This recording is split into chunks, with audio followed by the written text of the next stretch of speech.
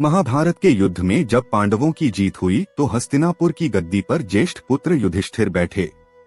इसके बाद श्री कृष्ण ने युधिष्ठिर को सुझाव दिया अश्वमेघ यज्ञ कराने का, जिसके बाद युधिष्ठिर ने अश्वमेघ यज्ञ को आरंभ करते हुए अश्व को अर्जुन के नेतृत्व में रवाना कर दिया।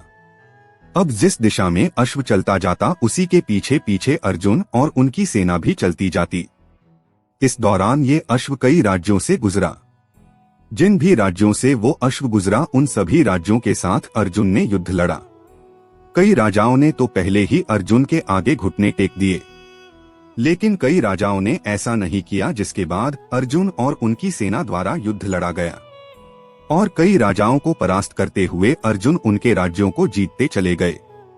ऐसे कई राज्यों को अपने अधीन करते हुए अर्जुन मणिपुर पहुंचे, जहां पर उनका सामना होना था बभ्रुवाहन से। आपको बता दें कि बभ्रुवाहन अर्जुन और चित्रांगदा के पुत्र थे। बभ्रुवाहन पिता के साथ कुछ समय बिता सके, इसलिए उन्होंने अर्जुन के अश्वमेध यज्ञ के घोड़े को रोक दिया और पूरे सम्मान के साथ उसकी देखभाल करने लगा। उन्होंने युद्ध के बारे में कुछ सोचा ही नहीं था और अपने पिता अर्जुन के स्वागत के लिए वे राज्य की सीमा पर जा पहुंचे।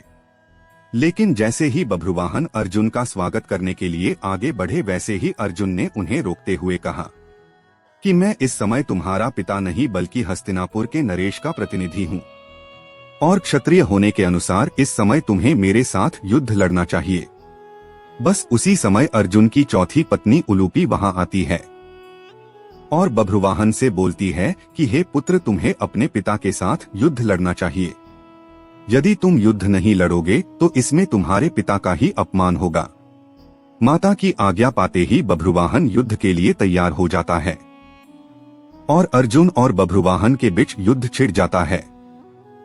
ये युद्ध काफी समय तक चलता है, मगर इस युद्ध का कोई परिणाम न निकलने पर बभ्रुवाहन कामाख्या देवी से प्राप्त दिव्य बाण का इस्तेमाल करते हुए अर्जुन पर प्रहार करता है, जिससे अर्जुन का सर धड़ से अलग हो जाता है और अर्जुन की मृत्यु हो जाती है।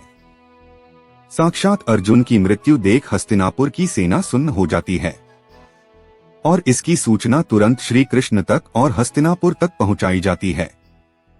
मणिपुर पहुंचकर श्री कृष्ण और माता कुंती अर्जुन को धरती पर पड़ा देखते हैं, जिसके बाद माता कुंती अर्जुन का सर अपनी गोद में रखकर फूट फूट कर रोने लगती है और बस इसी दौरान देवी गंगा वहां प्रकट होती हैं और अर्जुन की मृत्यु पर मुस्कुराने लगती है।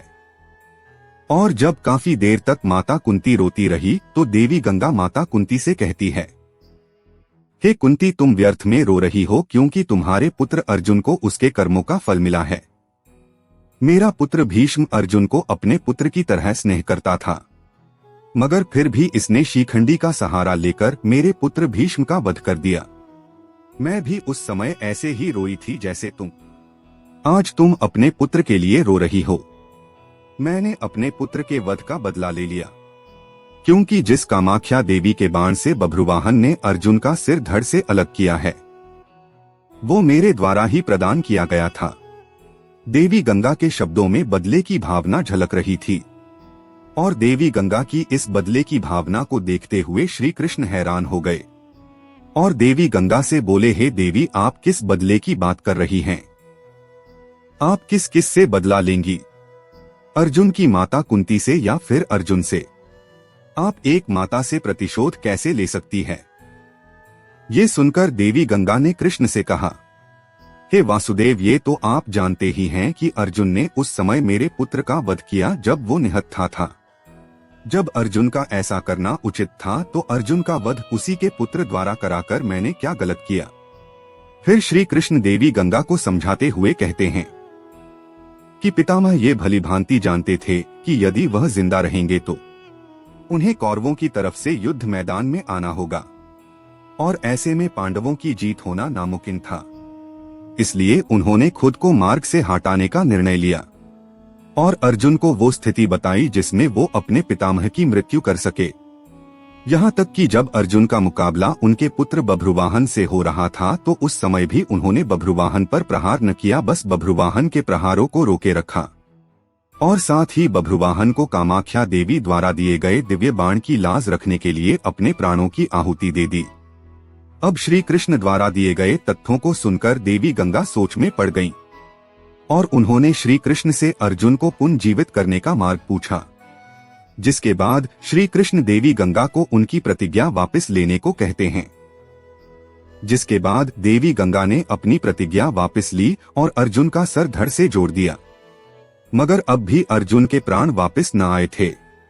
जिसके बाद श्री कृष्ण ने अर्जुन की चौथी पत्नी उल्पी, जो कि एक नागकन्या थी, श्री कृष्ण ने उससे नागमणि लेकर अर्जुन को पुनर्जीवित कर दिया। हमें आपके सहयोग की जरूरत है, तो कृपया वीडियो को लाइक, चैनल को सब्सक्राइब जरूर करें।